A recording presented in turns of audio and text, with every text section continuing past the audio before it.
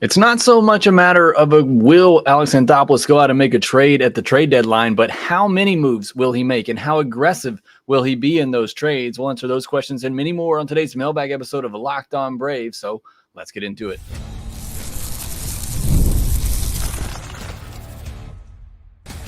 You are Locked On Braves, your daily Atlanta Braves podcast, part of the Locked On Podcast Network, your team every day. Hey, welcome back to Locked On Braves, part of Locked On Sports Atlanta, where we cover your favorite Atlanta sports teams each and every day.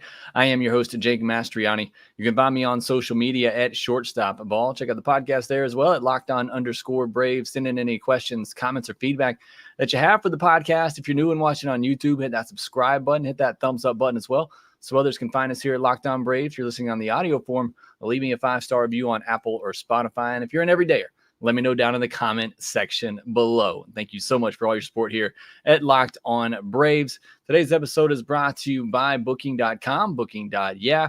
The right stay can make you a fan of any city, even your rivals. Check out Booking.com for your stay today. It is our Friday mailbag episode of Locked On Braves, recording it live on Friday night while we watch the game here tonight. Spencer Schwellenbach pitching in the fourth inning after giving up a leadoff double. Hopefully he's going to hold him right there. I'll keep you updated on that as we record, but going to just answer all your questions that were submitted on social media, just kind of run through those, no particular order here. First couple coming from Braves Battalion, and it looks like Schwellenbach's going to give up the first run of the night. First question coming from Braves Battalion, who says, Atlanta's been drafting pitchers in the first round since 2019. Last position player was Braden Shoemake. Do you see the Braves deviating from selecting a pitcher in the first round, as some mock draft suggests? Who do you think the Braves might draft in the first round? So I did my final MLB draft preview the other day on Wednesday, I believe that it was. This West Coast trip has thrown me completely off this week. I'm so ready for it to be over, but I believe it was our Wednesday podcast. I did my final MLB draft preview. If you want to go back and give that a listen, I do think they stay with the pitching route. I just think it's the smart decision. None of the hitters at the back half of the draft really wow me. So I would rather take some chances later in the draft, like they've done on, an Isaiah Drake, a Nacho Alvarez, and see if you can hit on some of those guys later on and go some more of the upside guys at the top, which are generally going to be high school pitchers, college level type of pitchers. So I think they do stick with the strategy of going pitchers in the first round. And I think that is the right move for the Atlanta Braves. Another one from Battalion who says, maybe if you have time, given Olson's consistent struggles, do you think we need a middle of the order bat? Olson needs to be moved down the order. He squandered way too many opportunities this year, and it's starting to be a big issue. What if the Braves need a big bat at the deadline? No. Look, we're going to talk about it today and get into it. How many moves need to be made? But nothing's going to matter. I said this all the time, and it was true in 2021. I've said this before too. All the great trades that were made in 2021, none of that matters if the main core doesn't start hitting. And look, would I be happy if they went out and got a big bat? Sure, but it's not a necessity. What is a necessity is that Matt Olson start hitting like Matt Olson. Austin Riley has picked things up. Ozuna stays like he is. Ozzy Albies heats up. You get Michael Harris back. Nothing is going to matter if the core can't pick things up. So, again, would I love to see them get a big bat? Sure. But to me, it's not a necessity. It's a necessity that the big bats they have start hitting like that. And as far as Olson goes, sure, move him around. I get why you want to go righty, lefty, righty there in the middle of the order, going him, Olson, and then Ozuna. But I'd be fine if you went back-to-back righties there with Riley and Ozuna and move Olson maybe down a spot in the order, give Ozuna maybe a couple more RBI chances. So I'm fine with that. Olson's going to get going. I'm a big believer in Matt Olson. He's been a tick off all season. And what's really frustrating now is that with the struggles, he's not walking as much as he usually does. Even in the past when he's had his struggles, he still was getting on base, and that's just not happening. So I agree. You want to move Olson down while he tries to work out of this. That's fine. But again, none of the trades we're going to talk about, nothing they do at the deadline's going to matter unless those guys start hitting like they're capable of on a more consistent basis. The trades we're talking about are just to give depth to help out the bottom of the order. Next question, this one from Dustin Mount says, with the draft Sunday, what do you prefer the Braves do as far as drafting more high school or college level players, and why? This year's draft, and it goes draft to draft. Some drafts are going to be very deep for college players. Some might be kind of deep with high school players.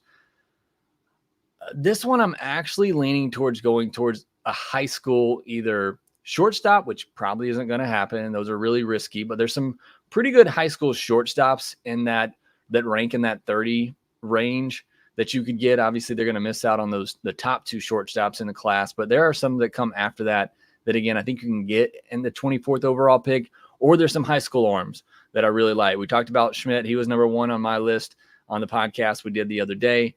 Dottie's a guy that's been mentioned a lot with the Braves here recently. A lot of mock drafts have them taking him. So I think the high school ranks are the way to go. I know that there's going to be a lot of bats, a lot of college arms that are going to be available at that point. None of them really impress me, unless Brody Beck falls to him and he's still a major risk. But that'd be the only guy, the only college player at that point that I think has the big upside that you would want out of a college player. So if you're not going to get one of those guys, take a shot on a high school player who maybe has some more upside. But let me know what you think. Would love to hear the discussions on that.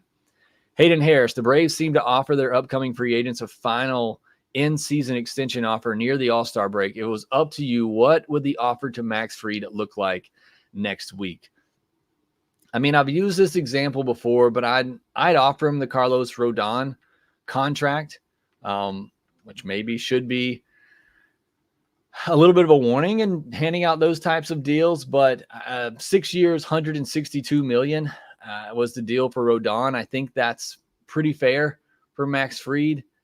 I also think it's really risky signing any starting pitcher and locking up any starting pitcher for that long. But I think that's what Max Fried could get in free agency. But who knows? After what happened last year, I mean, you're talking about Blake Snell coming off winning a Cy Young, struggling to find a contract.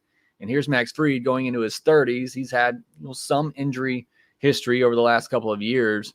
Are teams really going to be willing to give him a 6-year deal? I don't think the Braves will be willing to. I think the highest the Braves would go on a starting pitcher would be 4, maybe 5 years. I mean, they weren't willing to give Freddie Freeman a 6th year. I can't imagine they're going to give a starting pitcher going into their 30s a 6-year deal. So I think that's probably what Fried could get on the open market. I don't think the Braves are going to come close to offering that. Dustin Mounts, with Duvall hitting a little better currently and known to be streaky, do you think there's a chance that he is traded as part of a package if Rosario plays well until the deadline, since Rosario is currently cheaper, to create a tiny bit more cap room, even if $1 million? No, because who's gonna trade for Adam Duvall? Who wants a right-handed hitting platoon player that numbers are just not great? He's not going to get you much in a deal. Maybe if you want to throw him into a deal to try to save some money. So you're going after a player that maybe makes a good bit and you're selling off some prospects, but you also tie Duvall to them to save some money in the deal. I could maybe see that happening, but not a type of trade where you're trading Adam Duvall as a player of value. I could see throwing him in to try to save some money in a deal. Double A Alex says, on a little different note, something to think about. Are there any Braves players since 2018 that when their careers are done, you are retiring their numbers? So this is an interesting question, maybe more one we can get into in the off season. The obvious one that comes to mind is Freddie Freeman. Obviously, if he didn't leave, it'd be a no-brainer. I think the question is, when Freddie Freeman's career is said and done, and we all look back at this, did he still do enough in an Atlanta Braves uniform to have his number retired? I don't know. That's a question, again, we'll probably have to answer down the road. If he comes back to the Braves at the end of his career, say he comes back and finishes his career in Atlanta and maybe has another good season or two here, does that help his chances of having his number retired? Look, he did a lot for this franchise, helped him through a rebuild, won an MVP, won a World Series. I think he's going to be remembered well in Braves country for a long time. Is that enough to retire his number? I don't know. I think that'd be the only one. Obviously, if Ronald gets back, stays healthy, and has a long career here in Atlanta, he could be one as well. But Freddie Freeman has Hall of Fame potential, and if he does that, I think he's going to go in a Braves uniform. And if that happens, I don't know how you don't retire his number in Atlanta. So he'd be the only one. I got a lot more questions to get into, including the question up at the top. How many moves does Alex Anthopoulos make at the trade deadline? As it looks like Marcell Ozuna has done it again. Tie ball game, a no doubt home run there for Marcell Ozuna. We'll talk about that and get into more of your questions here next. This episode of Locked On Braves is brought to you by Booking.com, Booking.yeah.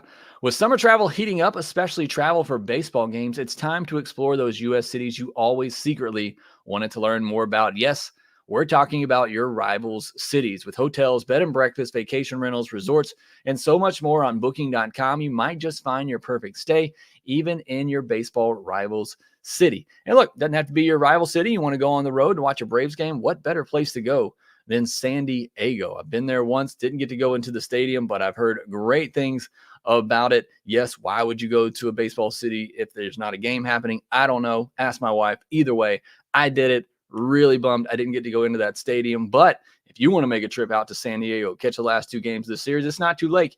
And you can make all your plans through Booking.com. And if you do, let me know. The right stay can make you a fan of any U.S. city, even your rivals. Book today on Booking.com on the site or in the Booking.com app. Passion, drive, and patience. What brings home the winning trophy is also what keeps your ride or die alive. eBay Motors has everything you need to maintain your vehicle and level it up to peak performance. From superchargers, roof racks, exhaust kits, LED headlights, and more. Whether you're into speed, power, or style, eBay Motors has got you covered. With over 122 million parts for your number one ride or die, you'll always find exactly what you're looking for. And with eBay Guaranteed Fit, your part is guaranteed to fit your ride every time or your money back. Because with eBay Motors, you're burning rubber, not cash. With all the parts you need at the prices you want, it's easy to turn your car into the MVP and bring home that win. Keep your ride or die alive at ebaymotors.com. Eligible items only. Exclusions apply. eBay Guaranteed Fit only available to U.S. customers.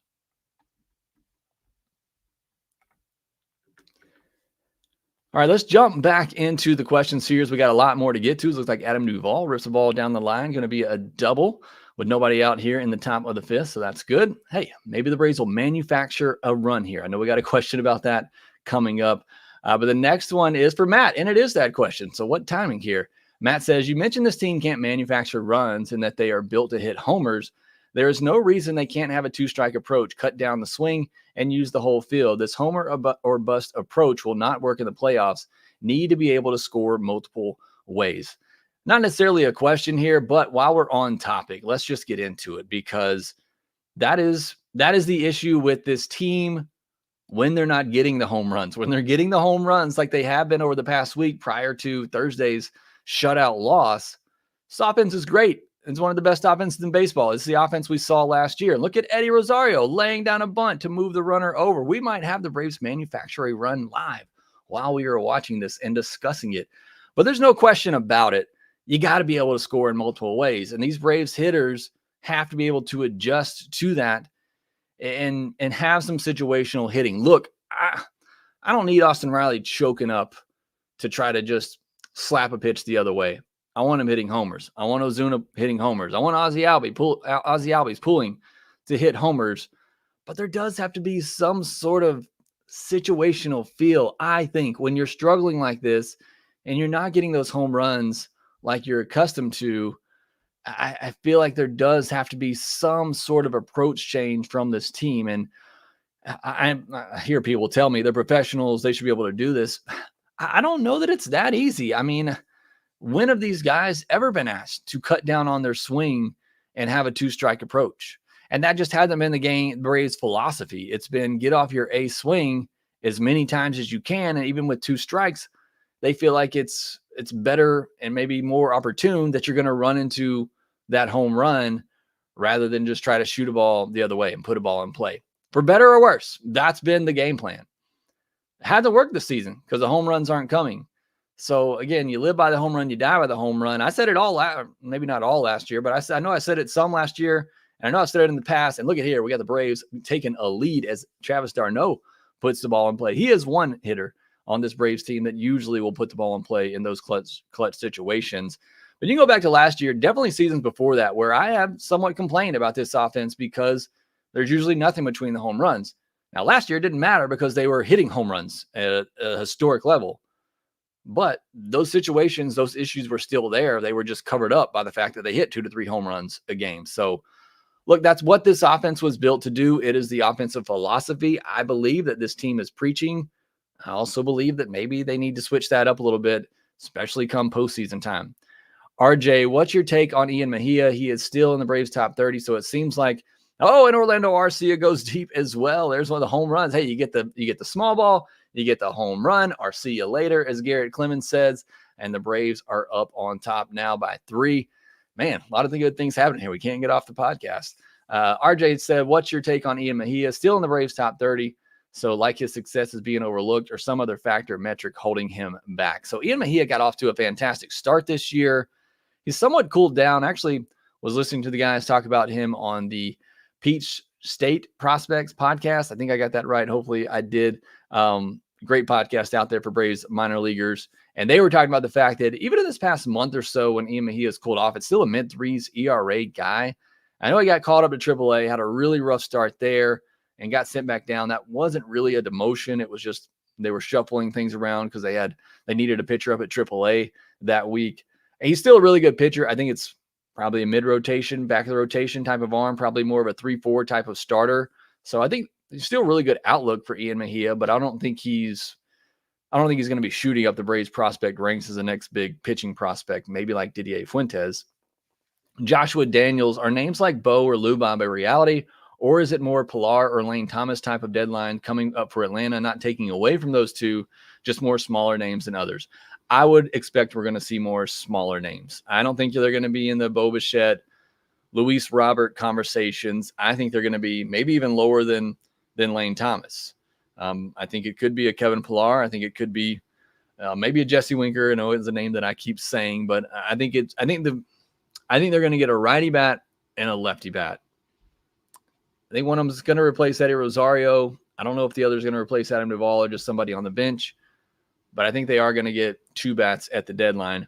Matt Olson is, GOAT, are the Braves considering making a big-time splash for like a Randy Rosarina or Luis Robert? Because I hear A say something about his son and liking a player.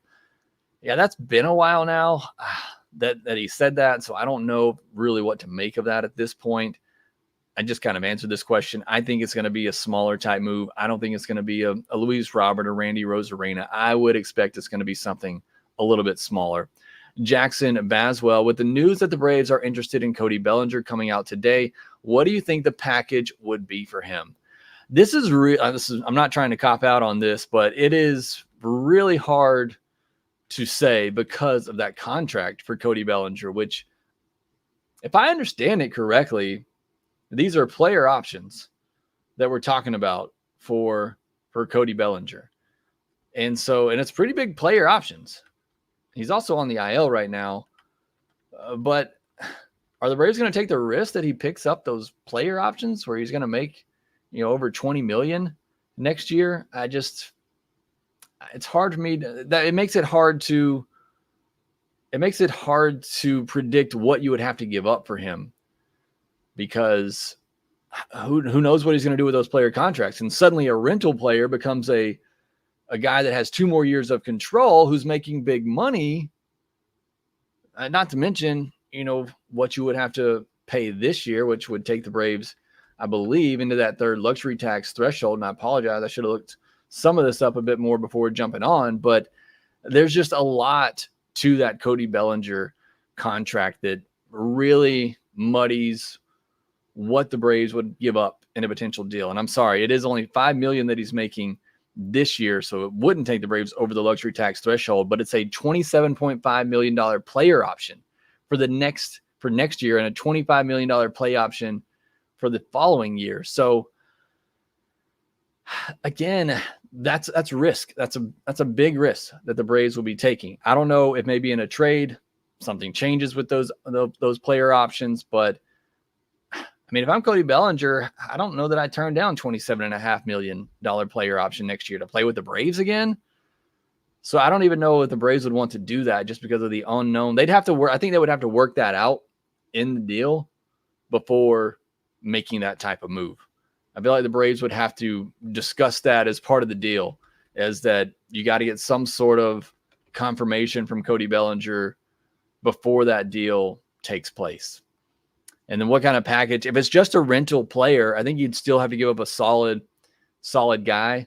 I don't think you'd have to give up one of the top 3. Maybe you'd give up an Owen Murphy or J.R. Ritchie, somebody like that, somebody in the mid-tier. I think you'd still have to give up a pretty solid prospect by the Braves farm system standards, whatever that might look like. FPF Danny, or 4PF Danny, Jake, do you think we make Duvall and Eddie a platoon when Michael Harris is back? If so, are you confident with Eddie in right field? Are we done with Short, Wall, and Laureano when MH returns? I do think we are done with Short, Wall, Laureano once Michael Harris returns and once the trade deadline gets here. I think those are going to be the guys that are getting replaced. Look, my hope is that the Braves get an everyday bat at the deadline for the outfield, and you're looking at an outfield of Kelenic, Michael Harris, and whoever that player is, and you relegate Duvall and Eddie Rosario back to bench bats. If Duvall and Eddie Rosario are bench bats that are maybe coming in to pinch hit for you in some big spots, using them here and there sparingly, maybe to play some matchups every now and then, that's great. I think those are great options coming off the bench. And so that's my hope. And maybe even you upgrade one of those. You let either probably Rosario. You probably let Rosario go and upgrade that bat on the bench. I think that's okay too. But my hope is that they get somebody that can play every day in the outfield, and you don't need a platoon out there. If AA can't find that right move, he can't find that everyday player, then certainly I think there's a possibility we see a Duvall Rosario platoon the rest of the way. My thoughts on it, I hope that's not the case. I hope we do better than that at the trade deadline, where you don't have to rely on a platoon of Duvall and Eddie Rosario. All right, we got several more questions to get into. We'll also get you caught up on the game that is happening right now between the Padres and the Braves, as Schwellenbach looks like he's about to cruise through the bottom of the 5th here. We'll get into that and more here next.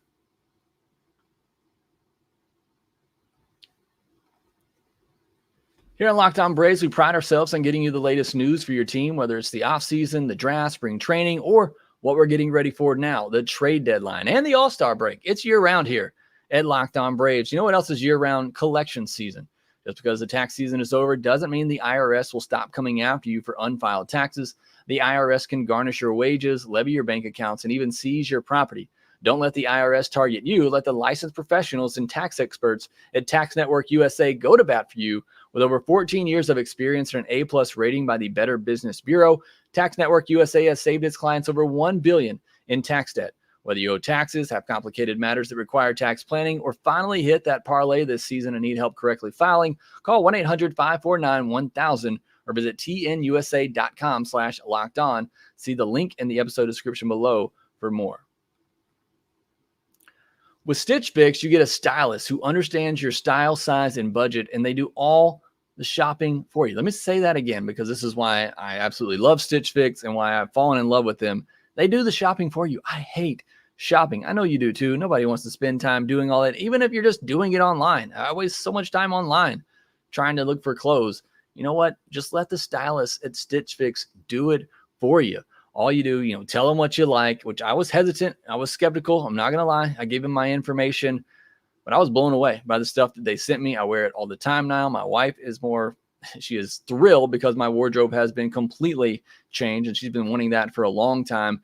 And it's all thanks to our friends over at Stitch Fix. And now's the best time to get started at stitchfix.com/MLB, where you can get $100 off. That's $20 off your first 4 fixes for a limited time only. That's stitchfix.com/MLB for $100 off. Stitchfix.com/MLB, must redeem within 7 days of signing up. Offer does not include kids fixes. All right, as we head to the top of the 6th, the Braves up 4-1. Austin Riley at the plate. He takes ball 1. I'll keep you updated on what's happening there in the game. I want to get to some more questions. We got just a few more to answer on today's podcast. If you are with me live and have some questions, go ahead and start shooting those in. Make sure you put a question mark in there, and I'll try to get to those. Spicy Chicken Nugget says, with the trade deadline looming, if you were AA and able to add any one reasonable player to this roster to improve it, who are you targeting? So Spicy Chicken Nugget here makes the question spicy by saying one reasonable player. Is Randy Arozarena reasonable? Is Cody Bellinger reasonable? Again, we talked about Bellinger. It's just really too hard to even say until you really know what's going to happen with those player options. Again, I'm stuck on the Jesse Winker idea just because for me personally, and this is what you're asking, I want somebody that is different than what the Braves have now currently.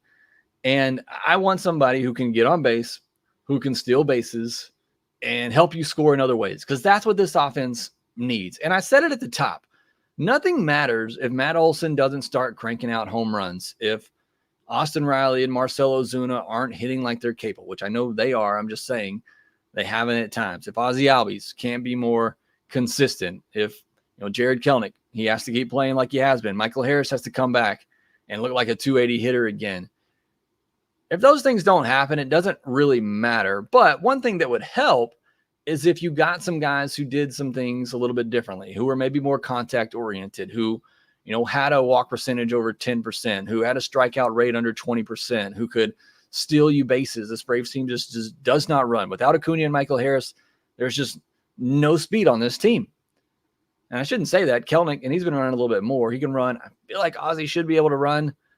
I mean, that's really it on this team right now. So my ideal player, and again, whether or not it's reasonable, would be somebody that can do things a little bit differently. They can help this offense score when you're not getting the home runs. And man, that was one of the quickest innings I've ever seen as the Braves went down quickly in the top of the sixth. So again, I keep bringing up Jesse Winker because I think he does those things. I'm sure there's other guys out there like that, but that's what I would be looking for if I'm the Braves. And that's what I want as a Braves fan. I want somebody that does something a little bit differently, that's going to help these guys score whenever these home runs aren't coming. Because too often this year, those home runs have not been coming.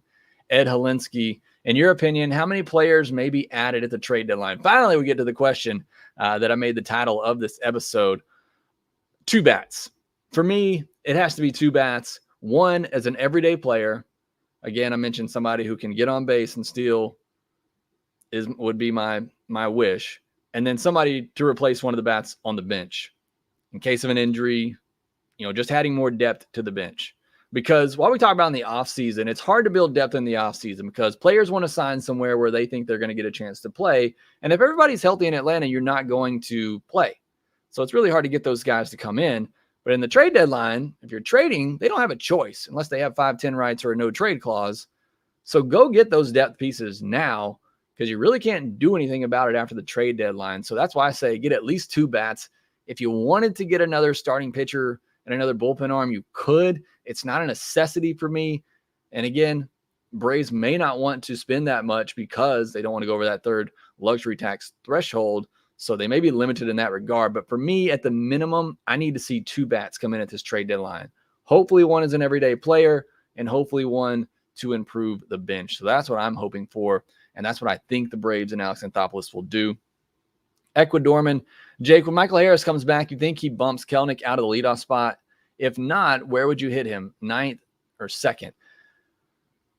So I would ease Michael Harris back in. He's going to be out a long time when he comes back. I would put him in the 6th, 7th spot in the order. Right now, to me, there's a gap. I know Duvall just led off an inning with a double, and he's been hitting better lately. But for me, there's kind of a gap after that top 4 or 5.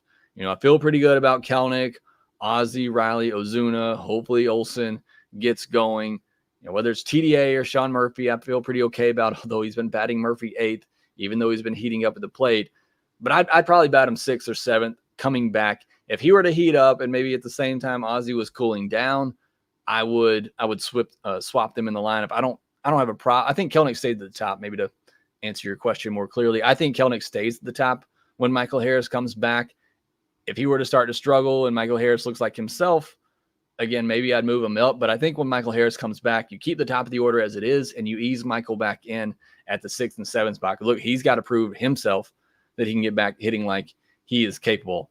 Last question from Mac Jackson. When do we fire Snitker? And he said it in a vulgar way, which I'm not going to repeat. You're not firing Brian Snitker. I have said, though, I think he probably retires after 2025. That's when his current contract ends. And I said that when that deal was signed. It has nothing to do with the job that he is doing or not doing on the field. But that's just kind of been my prediction since that deal was signed. Question, HH says, Whit Merrifield, he wanted to come to the Braves from Braves country. The Phillies just let him go, and I immediately thought it too. I don't want to. Should the Braves go after him? I want to admit Whit Merrifield in the offseason. I thought he'd be a great fit as a utility guy on the bench. I think he could help upgrade that utility spot on the bench for you. So especially if you could do it now and you kind of give him a little bit of run before the trade deadline to see what you got there, I wouldn't hate doing it. And if he turns out great and gets going, you kind of stick it to the Phillies at the same time. I wouldn't necessarily hate it. So again, I don't think it's going to happen, and I don't think he's necessarily a huge answer to anything. Certainly not going to be taking over shortstop for Arcia like a lot of people want, even though Arcia has got the big 2-run homer tonight. Should also mention too, I saw Daniel Moreo talking about Nacho Alvarez. He got hit on the hand tonight and was removed from the game later. He stayed in and then was later removed. So hopefully he is okay, but something to keep an eye on there. CW says, go get Mason Miller. He can win postseason games. Again, it comes back to why are the A's trading him? And they should not trade him unless they're getting a ransom, and the Braves aren't going to give them a ransom. So I can't see Mason Miller happening. All right, it is currently 4-1 in the bottom of the 6th of the Braves game. Me and Grant are planning to bring you the postcast later tonight to recap this game, what hopefully will be a Braves win, so look out for that. But that will do it for this episode of Locked On Braves. Thanks to CW, Daniel Moreo, Michael Newton, Wyros Senpa, Hunter Lacey, Jeffrey Humphreys, Ben, and so many more for joining me here live while we watch the game together. Subscribe on YouTube if you're new. Hit that thumbs up button. Make sure to follow us on social media at ShortstopBall, at LockedOn_Braves, and make sure that you rate, review, and subscribe to the Locked On Braves podcast, wherever you get your podcast, and I will talk to you next time.